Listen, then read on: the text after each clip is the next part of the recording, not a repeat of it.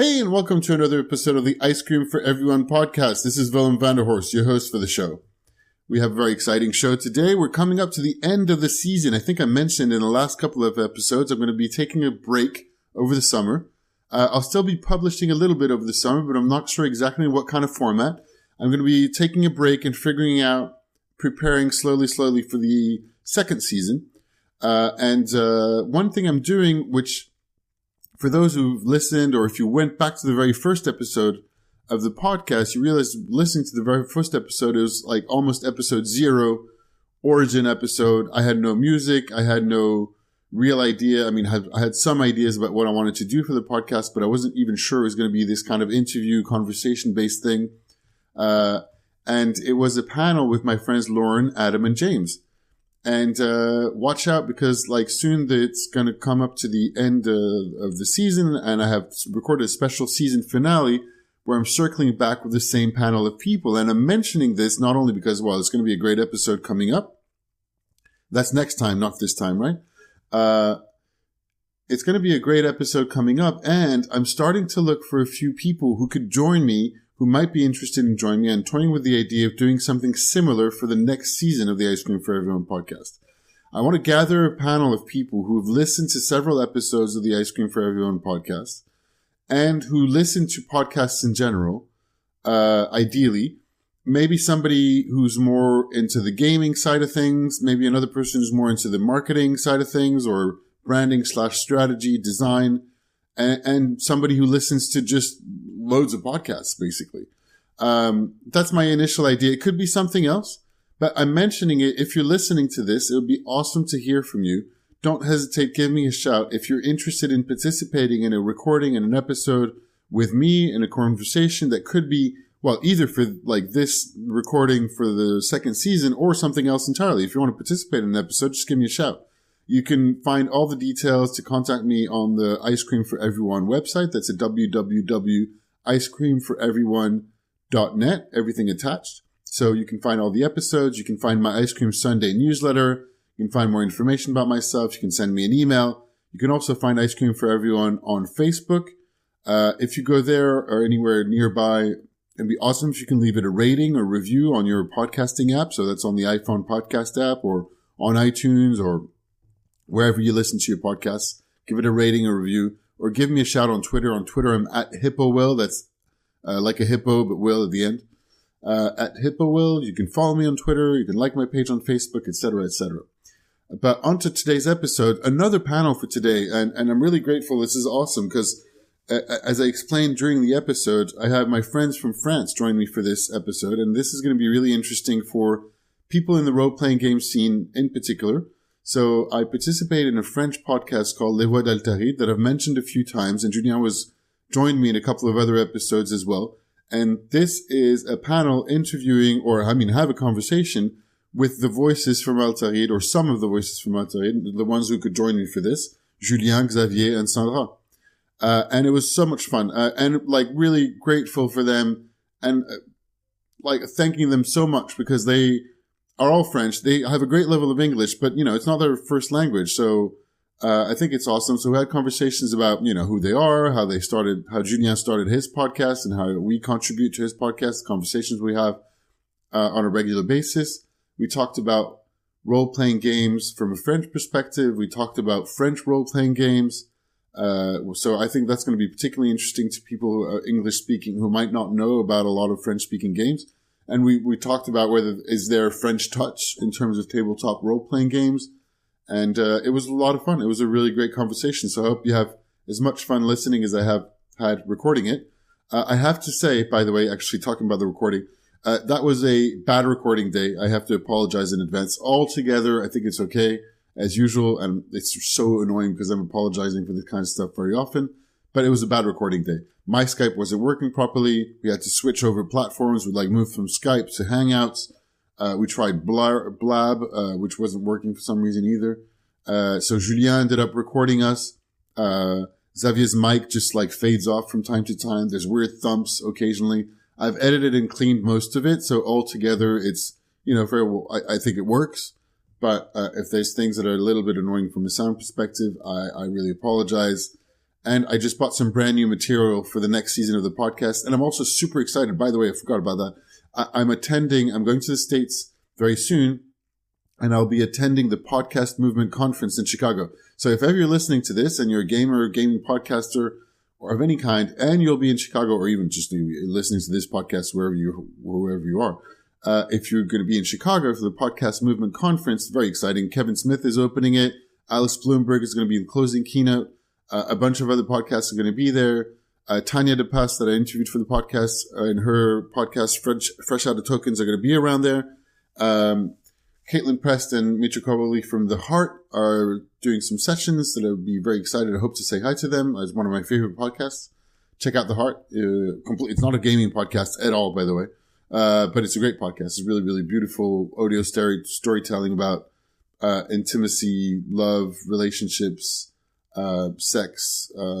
So yeah, anyway, a completely different topic. So that was a shameless plug. Anyhow, on to more gaming related podcasts with my friends in France. Les Voix d'Altaride. Enjoy.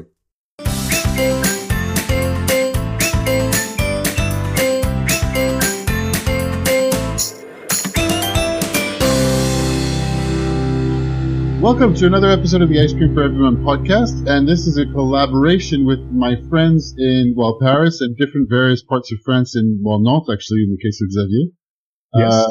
Les Voix d'Altaride, and that's the Julien's podcast that we talk about role-playing games, tabletop role-playing games in France, and I thought it'd be awesome to invite you guys to join the Ice Cream for Everyone podcast in English and introduce my friends to other people who listen to the podcast normally, and also have a group of French players talk about, the French style or whether there's a French touch of playing tabletop role-playing games to English-speaking listeners.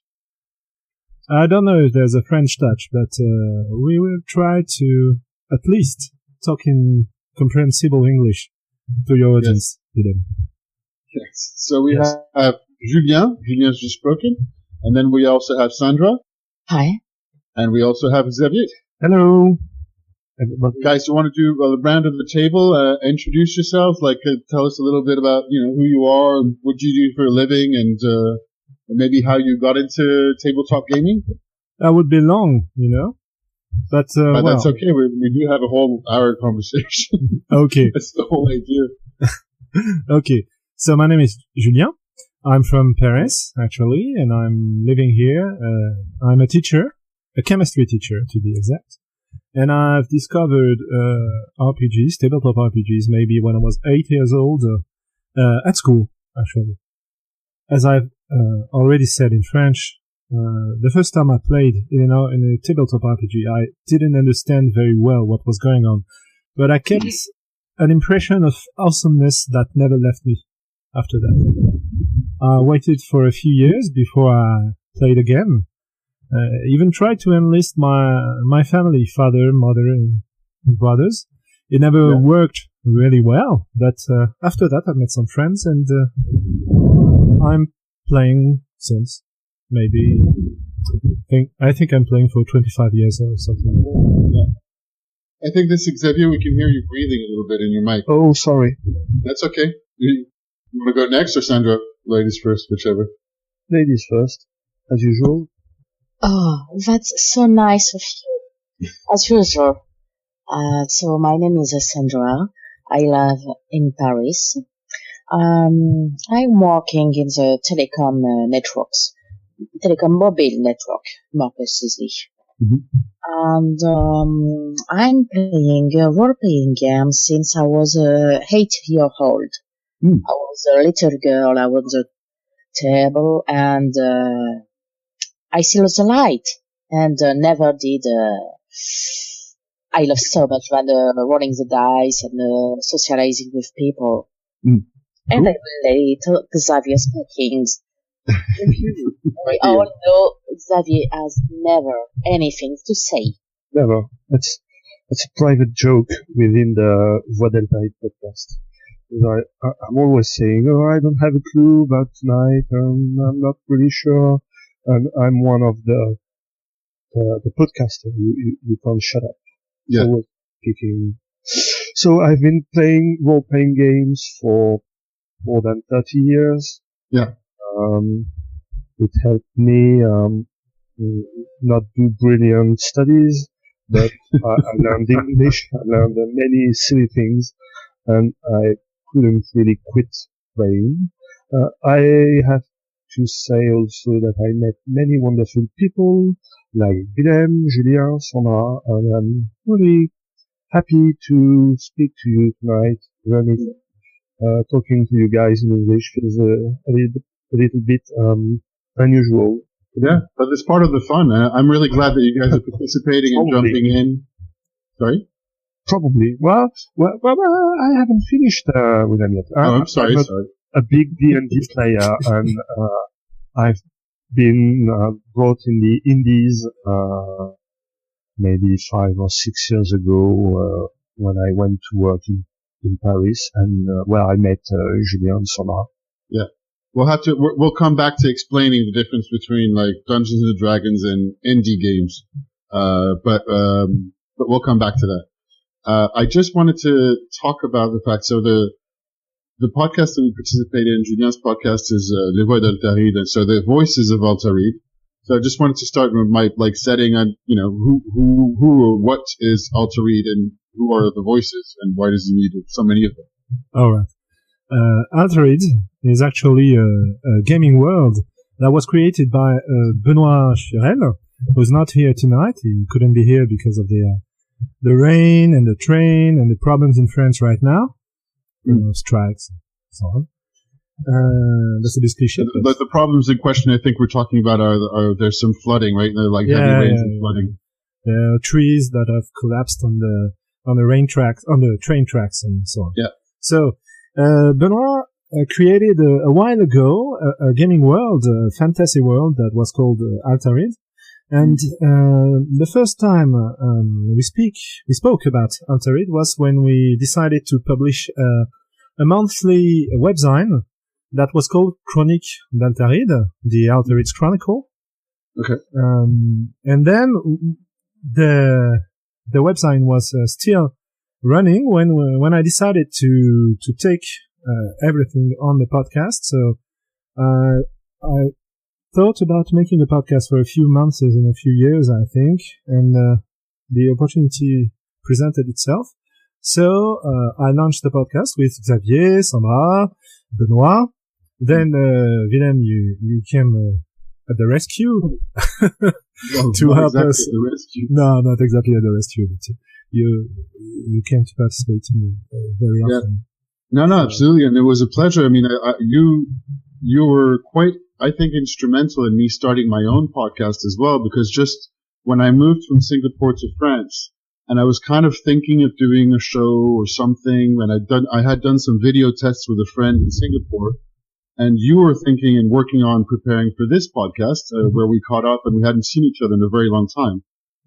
Because just for the background, Julien and I, that's the first connection, and then you introduced me to Xavier and Sandra, and I met you through a common friend when we used to play a lot of role-playing games and Vampire the Masquerade live-action role-playing in and around Paris when we were, in our early 20s, basically. Yeah, I think that was maybe 20 years ago. So.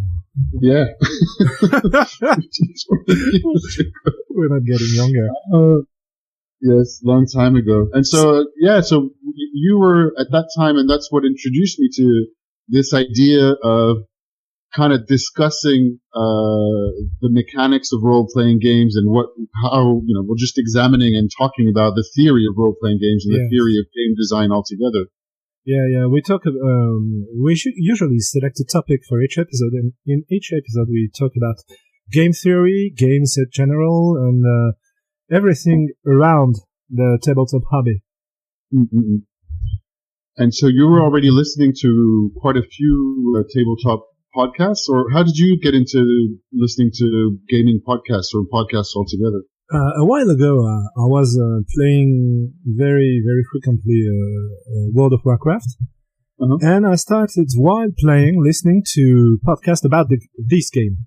The first one was The Instance, a podcast made by, I've forgotten the name, but from California, I think. And and a French podcast that was called Azeroth.fr at the time.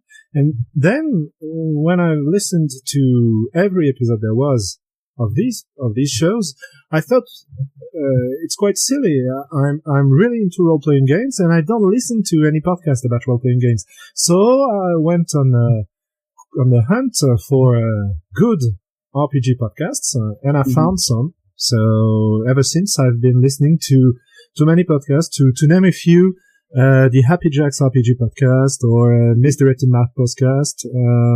What else? Tabletop Superhighway. Tabletop Superhighway recently. The Gencast. I've listened to. I haven't listened to that one yet. I'll have to check it out. The Gencast. You must learn. You must listen to it. It's very good. To the One Shot podcast also. An actual play from Knights of the Night, I think. Many others. Basically, I listen to everything I can find on the internet. Yeah, that's about role-playing games.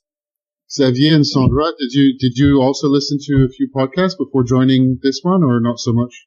Well, I started maybe 4 or 5 years ago listening to French podcasts. One especially called La Cellule.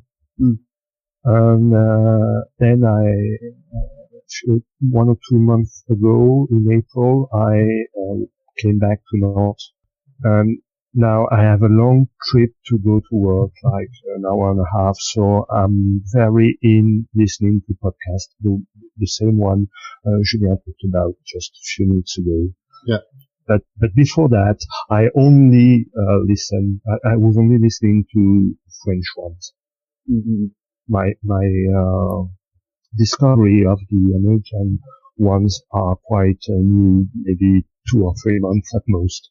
But it's very interesting. Cool. And you, Sandra? Same or?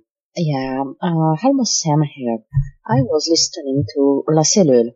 I think it's one of the oldest and in French anyway, and most famous French podcast about RPG.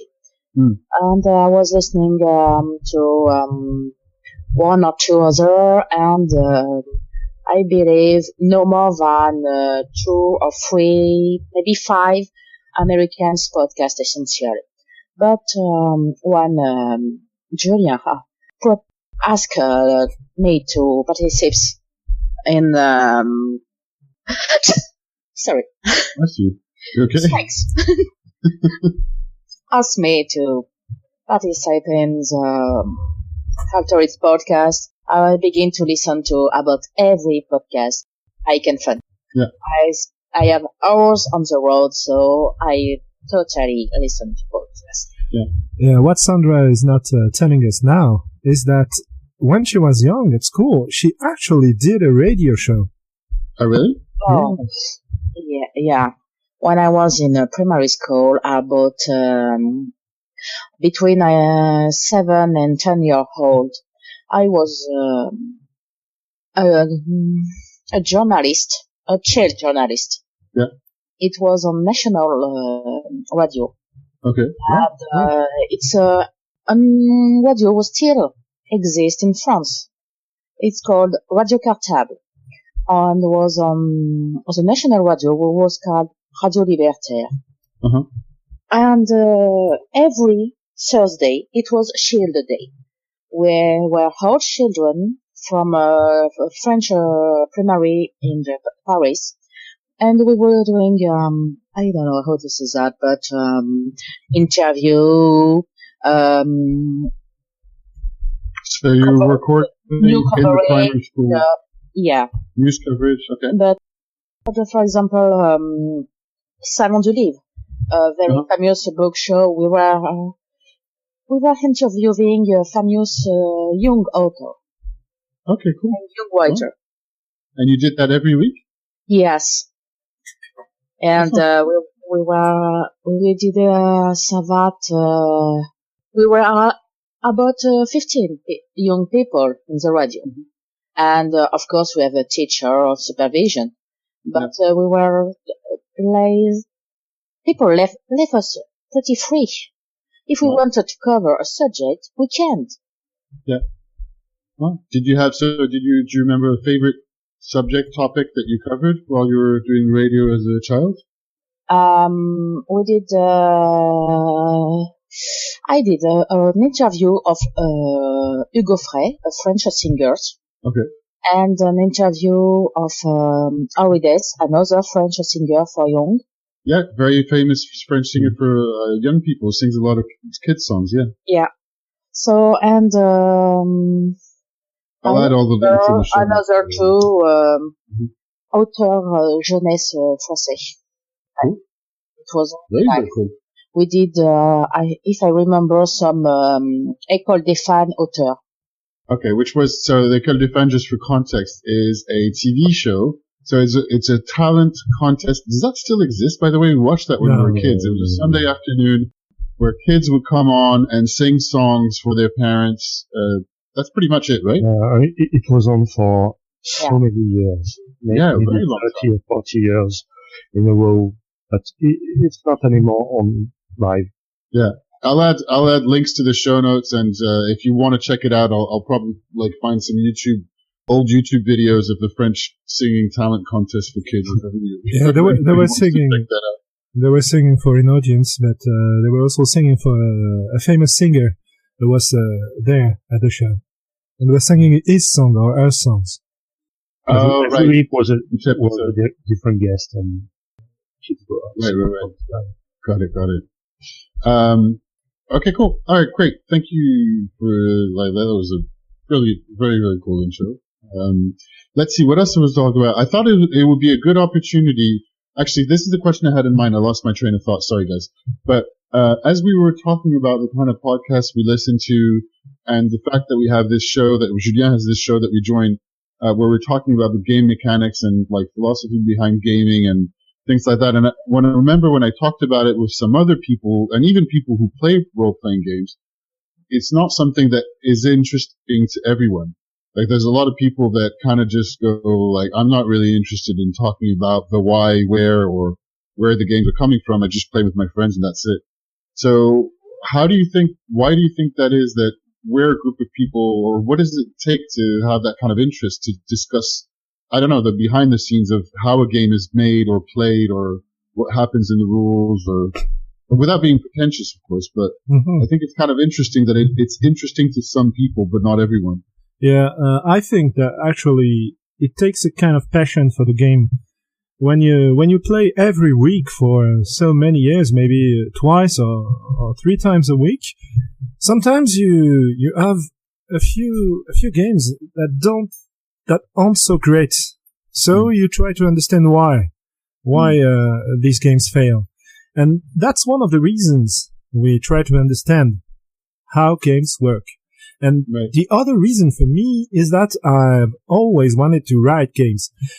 First, I did that using a very traditional method. You create a world, then you think about maybe a system, some rules, and then you play with your friends. But a few years back, I was introduced to different games. I think that what Xavier was calling indie games sooner. And these games, they take really another point of view on the way to make games, and they think about the way they make games and what, principles of game design you can apply to these creations.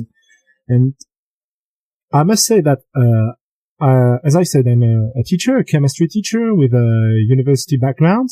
So I've always tried to understand the world around me, and to understand the way games work, as I've spent so many hours in my life playing, is something that's, maybe I could, I don't know. It's kind of like when you really, really like a book or a movie, you try to analyze it to understand why you like it so much. Yeah. So I think that's my point of view on the subject. Yeah. How about you, Xavier or Sandra? Do you have anything to add to that, or how is it for you? Sure, I can go on. I've always been curious. All of my life is about curiosity. and I've been collecting role-playing games since the beginning almost. I was quite in the system at first, but I discovered that its system is more than just rolling dice and adding numbers, and system can also be a way to enhance the story you are talking.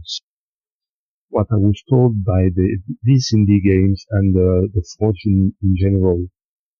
Well, playing with Julien and talking about it, the thing is, we were having a campaign together at Friends, and we were coming back in the metro, and we started talking about theory at that time, I think. So naturally, when Julien said, "Okay, I'm gonna have a podcast," I was like, "Oh, great! I want to be one of your co-hosts," and I love talking about theory, and especially role-playing games theory. My daughter is saying that I have a theory for everything. Oh, really? Yeah, well, she might be true on that one. So it feels kind of natural to just think about what we are doing, how we are doing it, and why, and how we can improve our way of playing, or just. And I'm curious, even games I don't like, yeah, I can play them just to see how it works. Yeah, how other people could like it. I don't, but I want to understand. Yeah. How about you, Sandra? I just love playing, and it's something I think is really, it's helped to open to the world. And I love to DM for new players and make people discover role-playing games. Yeah. I love thinking about how a game works too. Why does the system matter or not? Why does the fluff matter or not? You're going to have to explain fluff and system a little bit. Yeah, I will let Xavier explain that in think about the fluff. I hate fluff. And I love to convert people to my dice religion. I play with children's. Yeah. I play with disabled people, blind and deaf, and I love to see how they can help people to be more social, more open, to be more sure while speaking, to search a book for a historical fact about why does the crypt of Notre Dame is here in Paris. Because if you play a vampire who will use this historical fact. Yeah, so it's an access to a lot of different things in it. And it's great to hear you mention that, because I think it's something that I really appreciate in our conversation so far for the podcast. And it's really interesting that you take a lot of time to go do these like first beginners games for either children or people who've never played, or people that are specifically disabled, like the blind and deaf people that you play with, which I thought was fascinating. Particularly, like the group of deaf people that you're playing with must be really interesting, because most of the means that we have to play are storytelling. So we're talking, and it's very oral. So it's conversation based. So I was wondering, can you tell us an anecdote of what you had to realize or change in your style of playing or leading a game for people who are deaf? Yes, because for deaf people, I don't sign. So I did have 3 people who can sign in the room.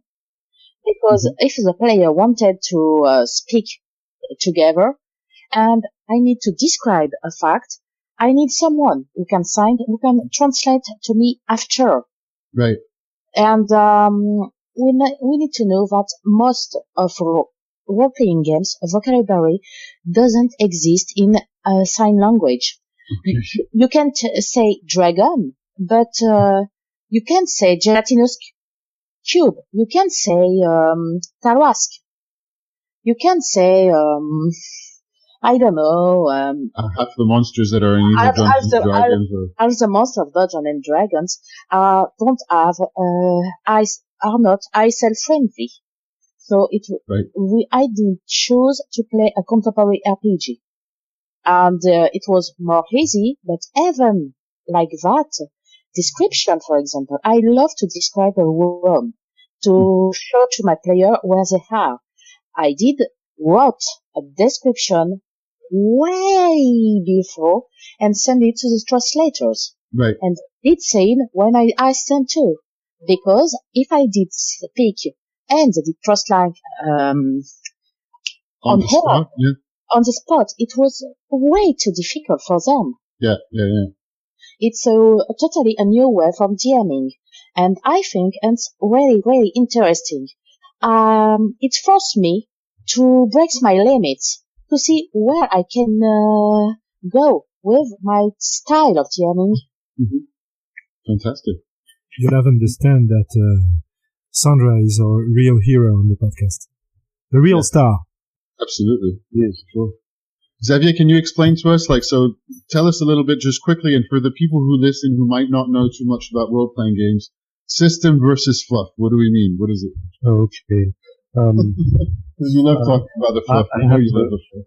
Yeah. There's two big category of rules. You have on one hand, I'd say the system, which describes if you are doing something, what you must do in real life, which dice you roll, what skill points you add to see if you succeed or not in what you are doing in the story. That's what most of the time we call system. And on the other side, you have the description of the world we are playing in, and that's what we call fluff. Yeah. And I pretend to be against fluff in the Voices of Altaride, because I kind of think that it's easy to just sell tons of books about fluff, about description of the world. And I tend to think that it's one of the point of playing is to build our own world. So if you get one sold, you're just missing half the fun of role playing. So that's why I pretend that fluff is crappy and you don't need fluff and fluff sucks and so on. But I have to admit that I was really influenced by some of them. Mm-hmm. Even today, I keep on having good time reading fluff. I won't admit it on the Voices of Altaride, but here I can say. People are probably going to be listening. Well, most of my French people won't listen to this anyway. You do know I'm recording right now. Yeah, and we can all say, you did lie to us? We can also play it. Julien can play it during another episode, and just to remind you. Yeah, no, but I think it's quite easy to write tons of things about the world, but having a good system that works really well, that is friendly, that is fast pacing while playing, that is technically interesting in a tactical way, it is very difficult. Writing lines and lines and lines and lines about what color is the queen's underwear. I don't fancy that. Yeah, I think that's one of the differences between the way we play in France and the way the rest of the world plays. Oh, perfect. I was just going to ask about that. Yeah. You see, here in France, when we start campaign, usually we use a setting that is already written by someone else. World building is not as common as what of the impression I have from the US podcast. Of course, I've never played in the US or in the UK, but when I listen to podcasts, I'm under the impression that every group starts by doing a world building phase before starting a campaign. Most often it's the GM that builds the world in which he wants to play. But in France, I must say that we quite like using the work of other writers. It's an interesting point, actually. It's true that in the podcasts I've listened to and the people I've talked to in the UK, and I've not done too much playing around here, I have talked to quite a few people who had their own universes that just take another rule system and then, created their own world with their own friends or their own little homegrown games. Although when I was in the south of France last year, I did meet. There were several groups of people that had their own games that they were creating, that they were slowly working on, and that actually a couple of them became games that were very successfully crowdfunding, like Insectopia. Yeah, they were building their games to publish them. That's different from building a world and organizing a game just for your gaming group. You see? Well, they've been playing it for over 10 years, and they didn't think they were going to publish it at first. Okay. That's the part. That's what I meant. Yeah, of course. I don't say that there's no world building at the tables in France, but when I played in RPG clubs when I was younger, most of the games that were hosted were games from books that were written by other writers.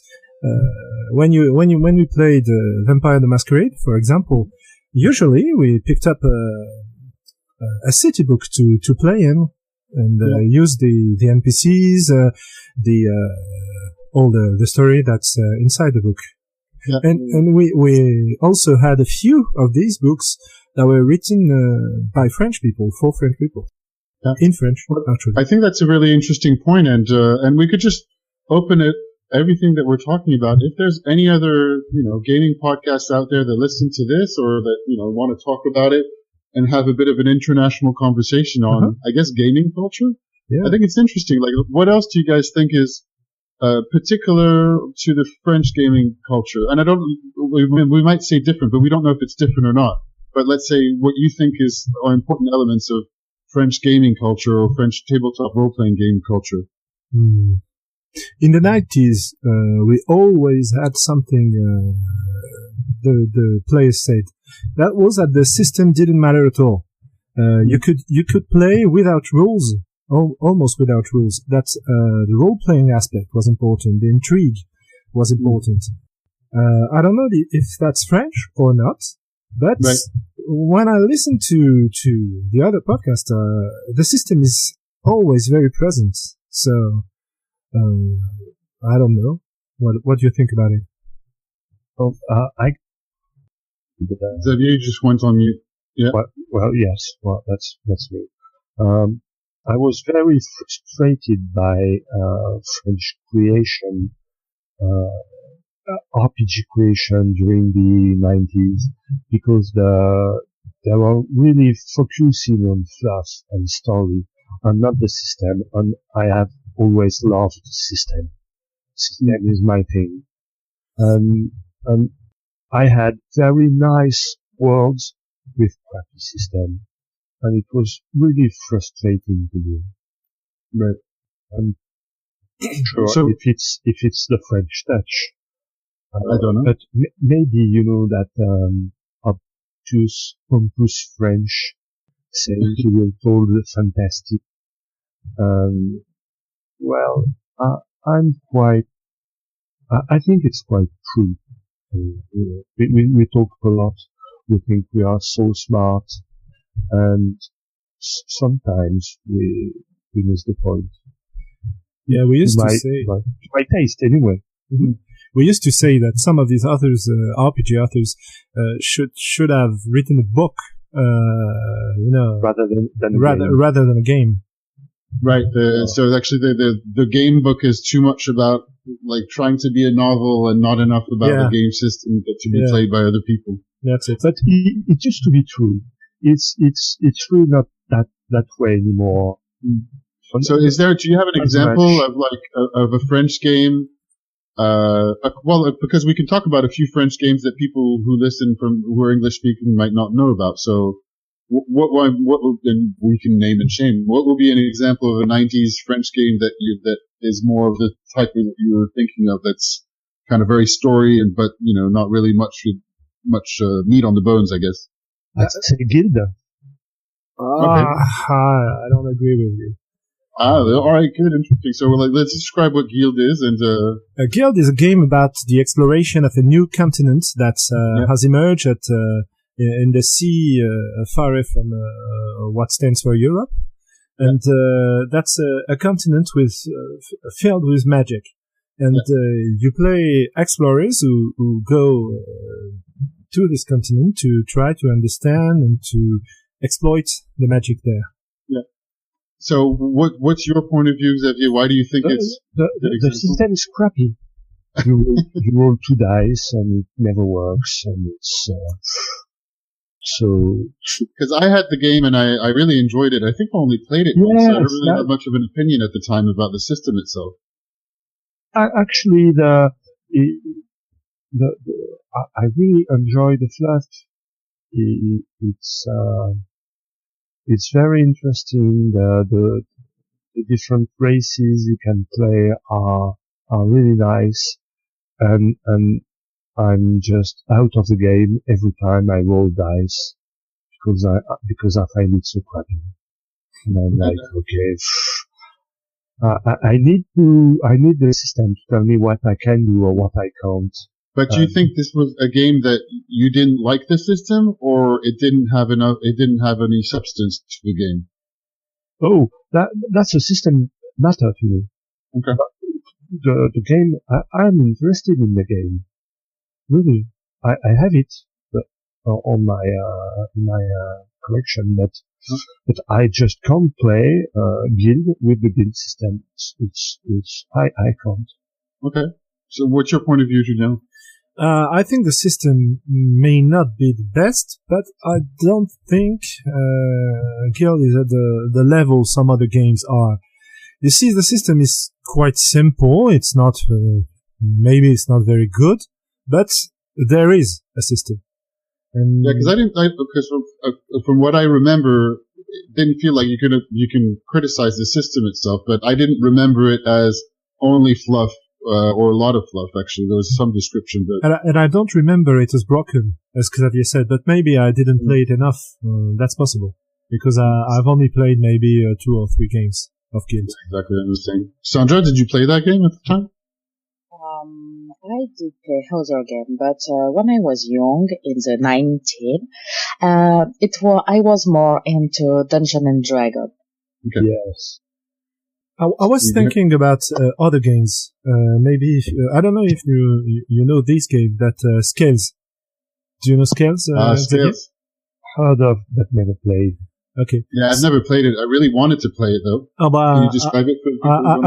I guess you can't really play it with its rules. So that was more of these kind of games that I was thinking about. Why can't you play with the rules? Because the rules are crappy. They don't work. And I'm quoting. Do you have an example for anybody? Yeah. In Scales, you play a reincarnated dragon and a few magical creatures around him.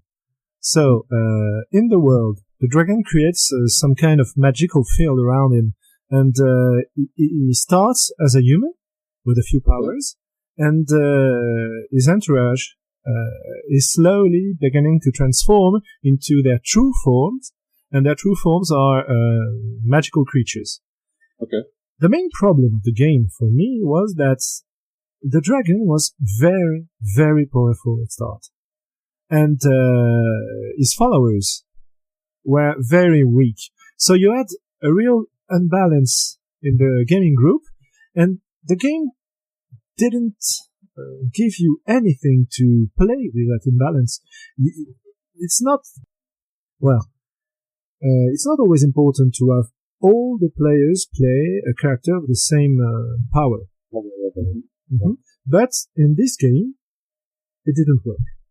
So right, so because of the way that you're describing it, so one of the players were the dragon, and the other players. That's it. Right. And I think it's symptomatic of many French games at the time. You had a beautiful book, and maybe that's one other point of the French touch in RPGs. the books we had were very, very beautiful, with illustrations, hardbacks, and such things. Yeah, absolutely. The book was wonderful. The fluff, the universe, the world was wonderful. But it seems like the authors only had a few pages to describe the rules of the game. So the rules, I guess they said, what rules can we put on this system, this game? Pick the first idea they had and didn't even test it before publishing the book. Actually, I think I have an example on the same lines. Do you remember a game called Retro Future? Uh-huh. Retro Future? I can't remember the system of Retro Future. Well, it was super weird. I don't remember everything of it because I pulled it out of my boxes when I was in France last year, and it was like that example. Really beautiful book. The setting was imagine, how people imagined the future to be in the 1950s. With a real Dark City. You know the movie Dark City? Yes, the movie Dark City, exactly. The movie Dark City by Alex Proyas is a very good example of what they were trying to do. So it looks like the 50s, but it's the future. There's like flying Cadillacs, old Cadillacs, and it's like dystopian future, a bit mixed between also 1984 and like Dark City, the movie, which is a great movie. And the rule system was, so the one thing was the layout. There were beautiful illustrations, thick paper, thick book, hardcover, but the layout of the book made it that all the writing was slanted and diagonal. Mm-hmm. So it kind of looked cool when you looked at it, but when you were reading it, it was really, really, really tiring and really tedious, to be reading it. 'Cause you had to kind of turn the book around or turn your head around when you're reading. That's one. And two, they had this system of rules that I never really understood if it was a good idea. It was just weird. You could add adjectives to describe actions, and each character there was no numbers. So you could say, okay, well, I have a gun, and I'm agile, and I am courageous, something like that. I can't remember. So to make actions, you had to string up words together, and the more words you had, the more chance you had of succeeding your action, I think. Mm-hmm. So you had just a lot of different words and adjectives and verbs, and it was kind of confusing, essentially. That's the way I remember it. So there might be, I can't remember if it was a good idea or a bad idea, but it was very difficult to get my head around anyway. Well, let's quit talking about crappy French game. I'd rather talk about the ones that really. I don't think the game was crappy entirely, though. Sorry, but I agree. But I agree. We should talk about good games, good French games. Good. You do have your crappy to explore. Yeah, I wanted to say that I did play in French. We seem to love funny games. Uh-huh. In Mighty, I did play to ENSMV. Yeah. It was famous parodical games where you can choose to play an angel or a demon. In English, it was translated into Inomine by Steve Jackson Games. Oh yeah. So one of the rare French games to be translated. Yeah, but it was not the same game. You lost. Okay. I guess you lost many of the. It was quite. Of the parody of the game. In the English version, it was much more occult game than a funny game. Okay. Sorry, Sandra, go ahead. And the other game was Bitume by the same author of ENSMV. It was a post-apocalyptic game when a Halley comet was near the Earth in 1986, and we play in France in a post-apocalyptic. And it was like a Mad Max, but Mad Max on crack. Mm. And I really love this game. I did. There is a bit of over-the-top humor, actually. It makes me think of, and this is, I don't know, like, there must be some other people who find it, but you know the kind of very dark humor that we can appreciate in France, with movies like, do you remember Bernie in the 90s? Mm-hmm. Sure. Yeah. And even, so it was translated, C'est arrivé près de chez vous, which was translated as Man Bites Dog, which is a Belgian movie, but that kind of movie, like, for example, I showed one of my best friends, in England when I was living there years ago, Bernie, and he just did not find that funny. Did not find that funny at all. That movie is hilarious. It is hilarious, but he was like, "You find that funny? You people are sick. You French people are sick." We are sick. So let's talk about good French games. Right. Yes. Yeah. So what are examples of good French games? Give me yours. That's quite hard. Maybe the one I love the most. It's an old game that's called Nephilim. Nephilim was translated also in English, and I don't know if the English version gave it justice or not, but that's one of the most interesting games I've played. But not for the system, purely for the universe, because the system was... the system is okay. It's okay. Well, because they use the Chaosium system, which is the same as Call of Cthulhu. Yes. It's quite an okay system. Yeah, it works. It's not it's not wonderful, but it works. Quite okay. So that's one game. I'll give you a few more later after the others. Well, can you tell us a little bit about Nephilim? Nephilim is a game when you play an immortal being, an immortal incorporeal being that reincarnates into human bodies throughout history to search for his former glory. And the way to achieve some kind of ascension is to learn about the occult in the world. So that's a game when you can use everything that was written about the occult in the real world to play with. The game, one of the first gaming books, you had the map of a cathedral. And using only the map of the cathedral, you could play the game, and you could, I don't know, find symbols. Yeah, find symbols and get to the end of the story just using the map and the real world occultism. Yeah. I remember, and there was something I really liked because it was one of my favorite games as well. And I remember the character creation was really interesting because you created your character and you kind of lived through different eras or times in the history of humanity where your character awoke, and it gave you different kinds of experiences to build over time. So like you could decide that, you had a period where your immortal being was awake and it was Roman times, and then you come back in the Middle Ages in a different country, and depending on where you lived and what you were doing, you have different skills, different memories as well.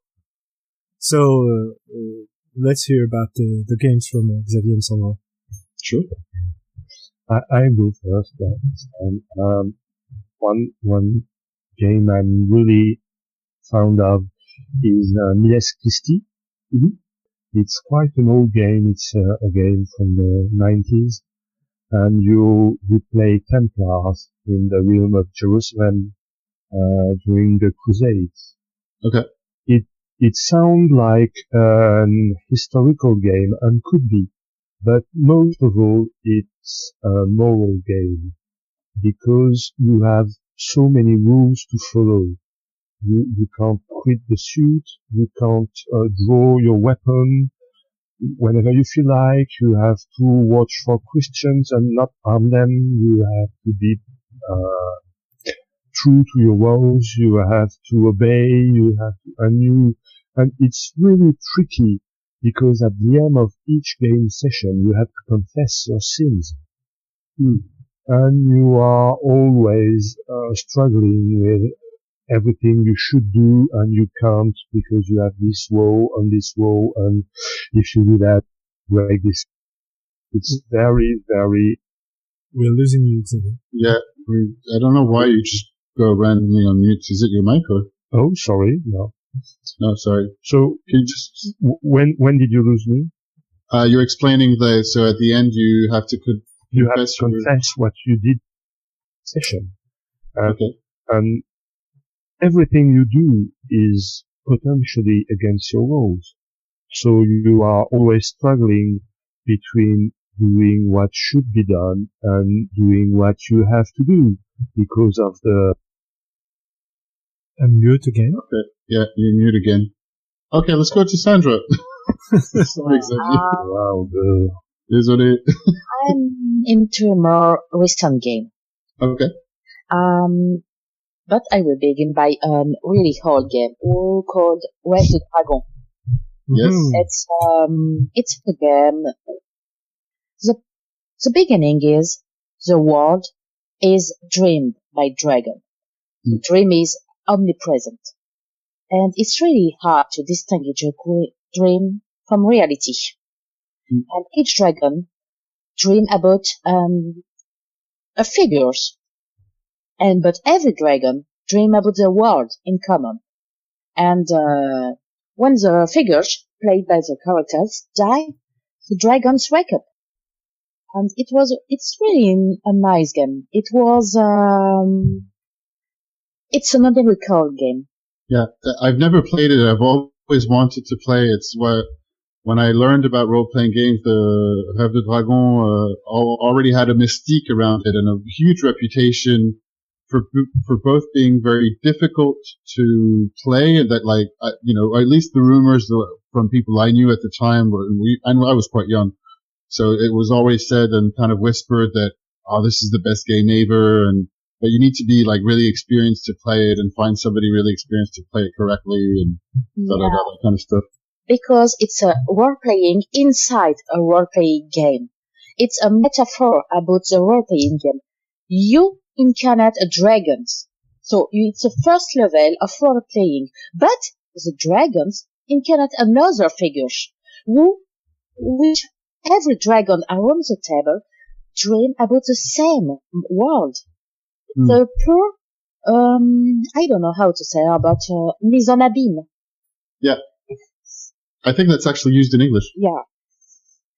So it's, you play inside the play. And, when you are beginning in role-playing game, it's be quite difficult to, take in hand the concept.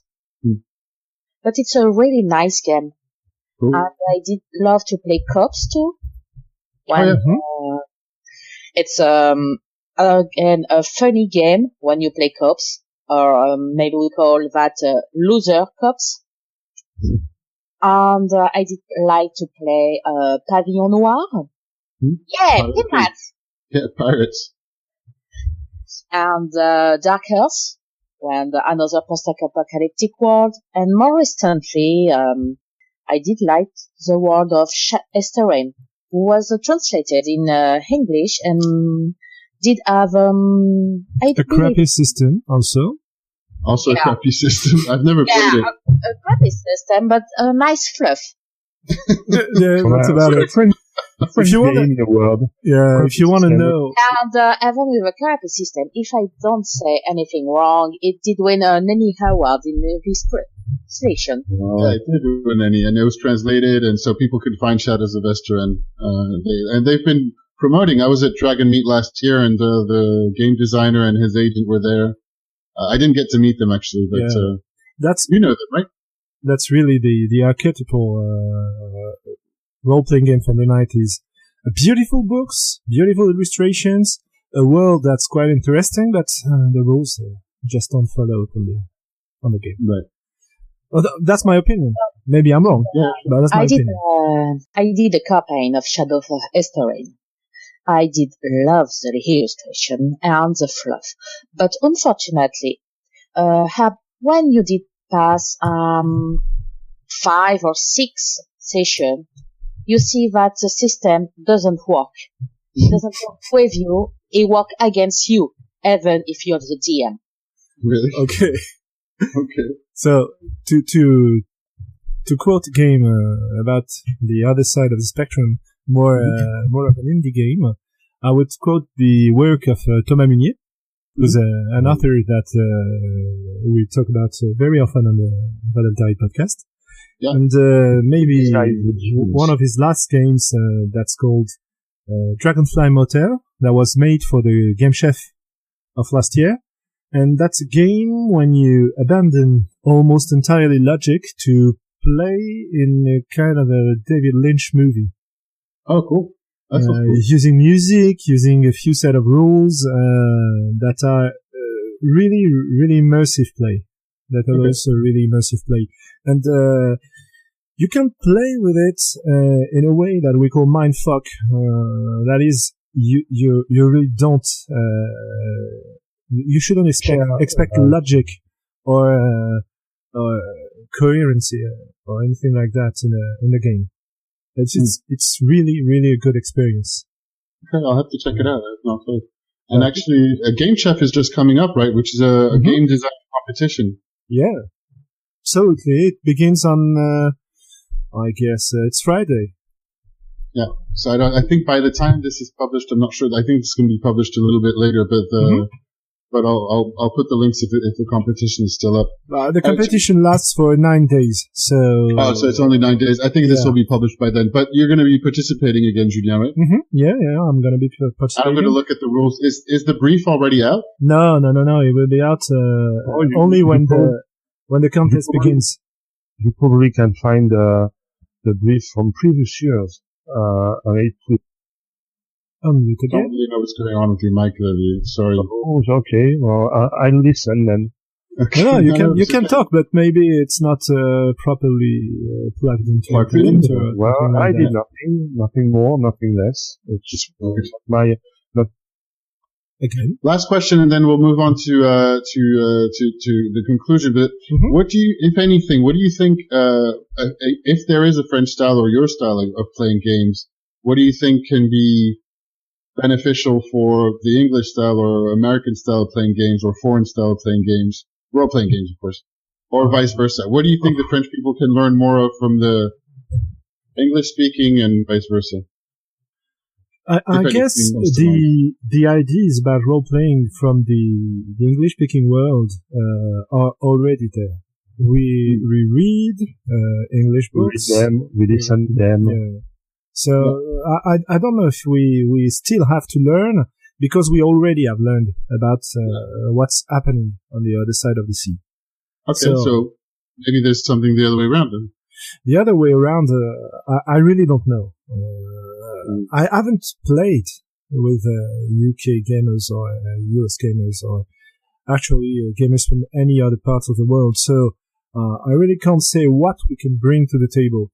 Maybe a few years back I would have talked about the beautiful books we produced here, but now, if you look on what Kickstarters are allowing in terms of books, I guess we've been completely, if not, I don't know.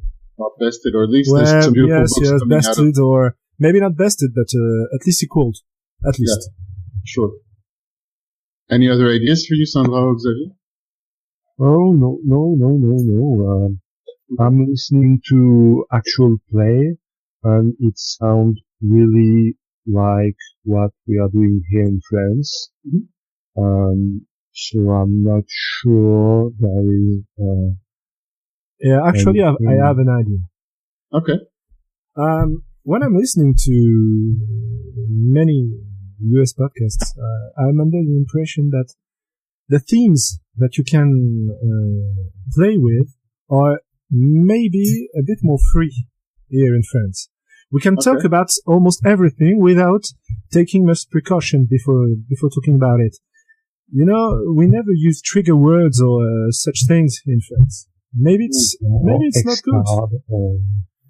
Some people use the X card and all these devices to assure the safety around the table, but safety is... So just to make sure, so that this is the kind of mechanics where people are allowed to say they're not comfortable with what's being talked about. Yeah, that's it. Right? That's it. Yeah.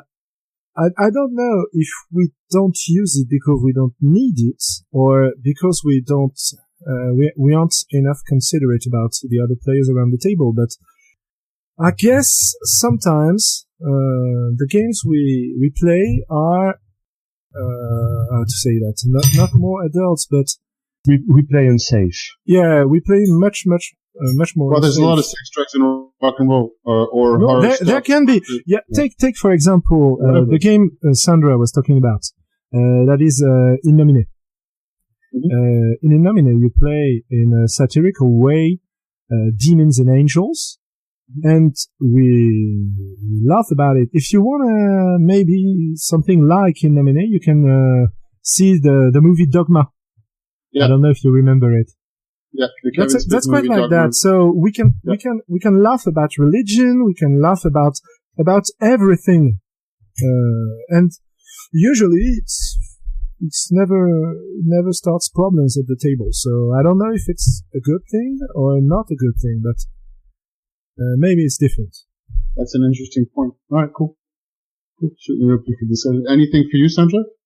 Yeah, I like my colleague. I will say we have lots of cultural influence from the US and the UK in the RPG, but we are to some European influence.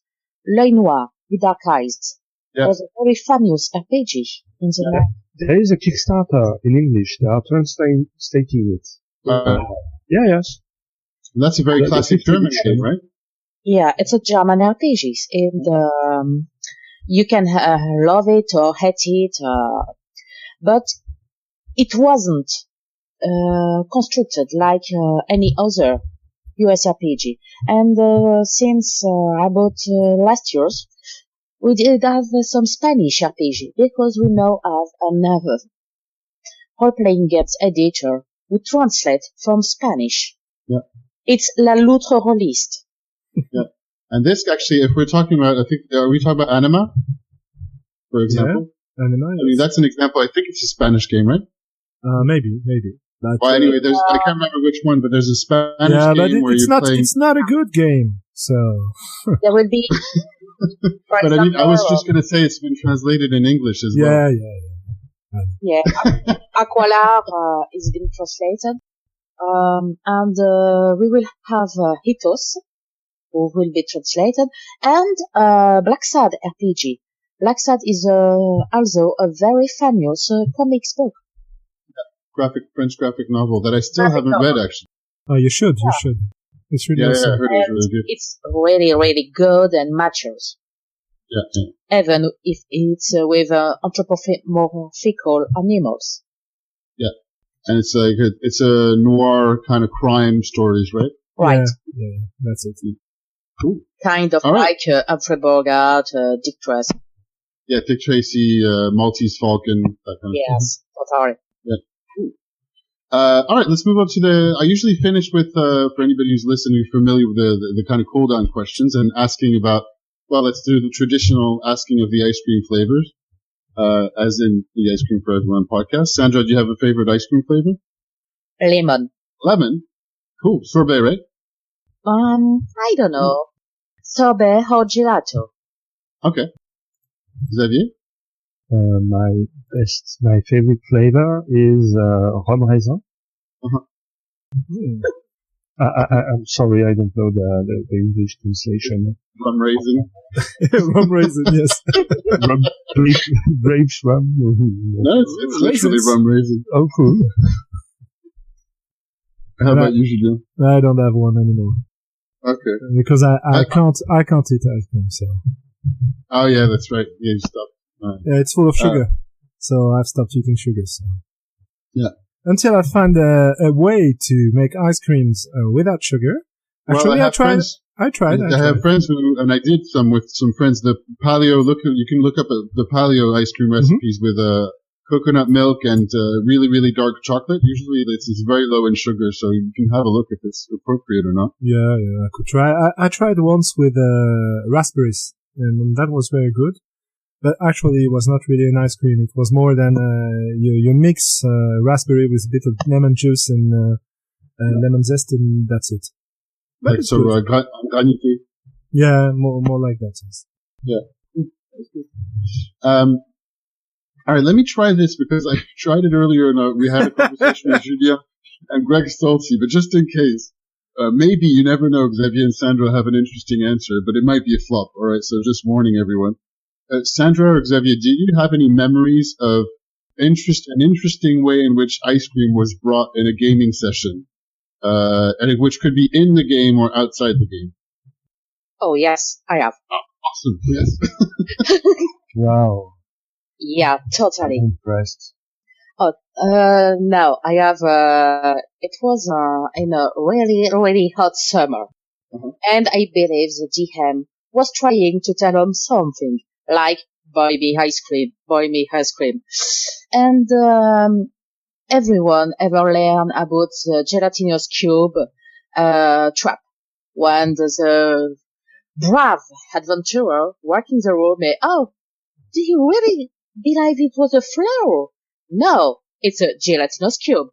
We did have an ice cream cube. It was a trap too. And my character died by suffocation in an ice cream cube. That's awesome. Okay, that's really good.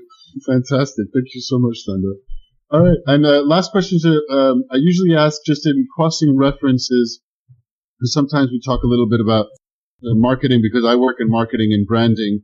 Do you guys have either like a favorite advert, memorable favorite advert, which people might know about because it's French, or a favorite brand? Who goes first? I'd say my favorite brand nowadays maybe is Brewdog. Okay. Because I love beer. Because you love beer. Yeah. So, and what is it? Just the flavor of the beer in Brewdog, or is there anything else about them? That's the Brewdog beers here in France. You can find them in stores, and they were the first IPAs you can find in stores in France. Yeah. So that's why. Yeah. Got it. The more hop, the happier. Yeah, they're hoppier and it's true that craft beer used to be quite difficult. So it's only recently that you can find more of these kinds of beer in France, and Brewdog have been developing and expanding like crazy. Yeah, the hardcore IPA is really good. Yeah, it's good. Sandra? A favorite brand? Either a favorite brand or an advertising that you remember as very memorable. An advert? Yeah, I remember a good advert. Okay. My favorite advert of all time was for Nolan Cheddar. Nolan Cheddar. Yes. Okay. It was a little mouse who did find a large and so nice lump of cheddar, and who did begin to eat that. And unfortunately, the trap failed, and the little mouse was really, really hard. But it wasn't any cheddar; it was some Nolan cheddar, and I believe it was the most nice advert I really did see. All right, I'll have to check it out. I'll find the video. Oh, thank you. How about you, Xavier? My favorite ad is the rabbit ad for the key school. Double Feki School. Yes. When you have this father who is dressed in rabbit for his school kid audience, and you can hear the kids roaring, "Rabbit, rabbit, rabbit!" And when he step out, then the audience change, and it's all hunters with guns, and they're like, "Rabbit, rabbit!" And I love this ad. Yeah, it's a fantastic ad. The Key School, it's a brand of mint. They did legendary ads these days. Like they had several campaigns of them that I really, really enjoyed. I think I have a blog post somewhere about them, which I'll link to. I'll link to the video so you can have a look. It's very visual, so you don't really need to understand French either. So it's pretty clear what's going on. As soon as you get that rabbit, lapin is rabbit, you get it. Exactly. Yeah. And another one good ad was, I believe, Orangina Rouge. Oh, yes. Like, why is it so bad? Because! Yes, that's a really, really good ad. That's a good series of that. I'll check it. I'll add them as well. Yes. Alright, some freaky, Orangina ads, like what's the text? It's, and then, off, I don't know how you call it in English. Anyway, you'll probably post us the I'll put the videos and the Kiss ads, please, Julien. Cool. So I'll add your Twitter accounts, and of course, for anybody who might be listening who can listen to this in French, maybe you're in like Quebec or go figure, or you're just anywhere in France, of course. You can find all of us in the next episodes of Les Voix d'Altaride, which I'll link to in the show notes. And it was such a pleasure. Thank you so much, guys, for coming to participate in this episode. I really, really appreciate it. And I really appreciate that you did all of it. You know, this is not your native language, and it really takes something to be speaking in English. And I think you did a fantastic job. So thank you so much. You're really good with it. Actually, we are quite used to listen to English or read English. Just speaking, we don't have much opportunity. Yeah. So thank you to let us practice our English. Yeah. Yeah, absolutely. It's great. It's a pleasure to be practicing our English. And maybe next time we'll play in English. Yeah, maybe. Well, that's it. Next step is go to Dragon Meet in London. Yes, next step, which this was all training for Dragon Meet in London. You should come around. Right. Yeah. And actually, we're thinking about making this kind of podcast maybe a regular kind of thing, to let the world know about French games. So yes. Maybe. I think it might be a good idea. We might do another one on, absolutely, to be discussing French games in more detail. Cool. Sounds like fun. Yeah. All right. Well, thank you very much, guys, and have a great evening. Okay. Bye-bye. You too. Thank you. Et au revoir à tout le monde.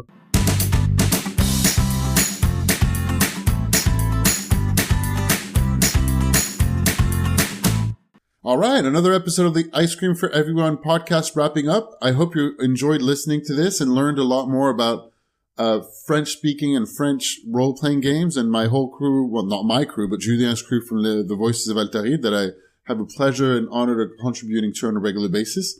As I said at the beginning of the episode, just repeating myself in case the stragglers or in case you're still hanging around, I'm wrapping up the season of the Ice Cream for Everyone podcast. There's going to be some kind of presents, some kind of things I'm going to be throwing out and like we'll be publishing over the summer. There might be some specials, little things, I don't know. But more importantly, if you would like to participate in a recording with me for the Ice Cream for Everyone podcast, please give me a shout. You can contact me on Twitter. That's @HippoWell. You can find my details on the website. That's www.icecreamforeveryone.net. You can just email me. That's Willem, WILLEM, @icecreamforeveryone.net. And I think that's about it for now. That's about it for now. Have a fantastic day, evening, morning, whatever time it is for you. Have fun. All right. Cheers. Bye.